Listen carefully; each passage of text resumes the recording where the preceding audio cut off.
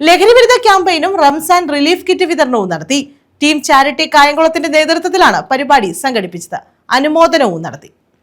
Team charity കായംകുളത്തിന്റെ നേതൃത്വത്തിലാണ് ലഹരിവിരുദ്ധ ക്യാമ്പയിനും Ramzan relief kit വിതരണവും സംഘടിപ്പിച്ചത്. ഇതോടനുബന്ധിച്ച് വിദ്യാർത്ഥികൾക്ക് അനുമോദനവും നടത്തി.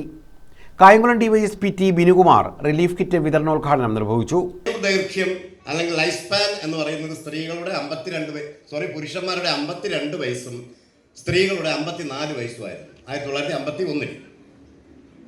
എന്നാൽ ഈ കോവിഡ് കഴിയുമ്പോൾ ഈ സെൻസസ് 10 വർഷം കഴിയുമ്പോൾ സെൻസസ് നടത്തിക്കൊണ്ടിരുന്നു. 2023 അവസാനത്തെ സെൻസസ് നടത്തിയത്. അത് നബാർഡ് എന്ന് പറഞ്ഞ സംഘടനയാണ്.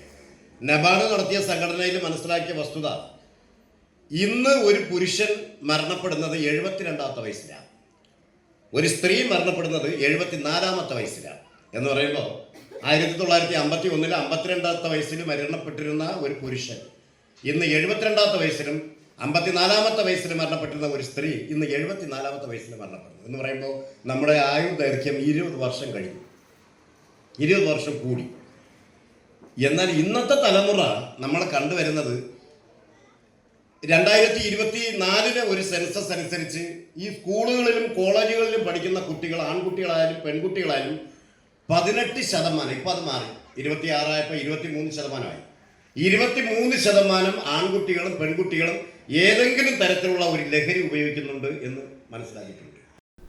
കൗൺസിലർ എ അബ്ദുൽ ജലീൽ അധ്യക്ഷത വഹിച്ചു. ലഹരി വിരുദ്ധ ക്യാമ്പയിന്റെ ഉദ്ഘാടനം നഗരസഭാ ചെയർപേഴ്സൺ ശരത് ലാൽ ബെല്ലാരി നിർവഹിച്ചു.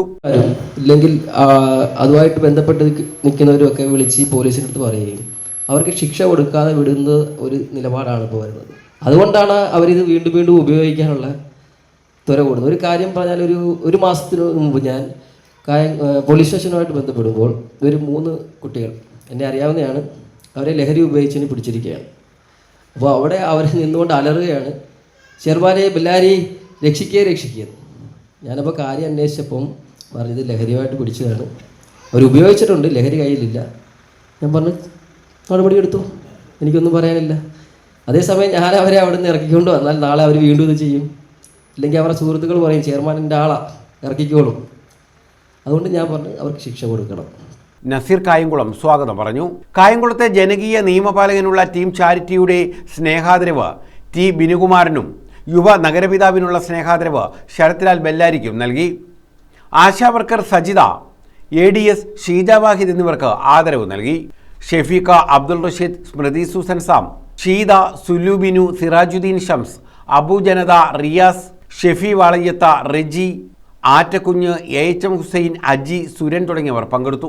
News bureau, Kayamkulam.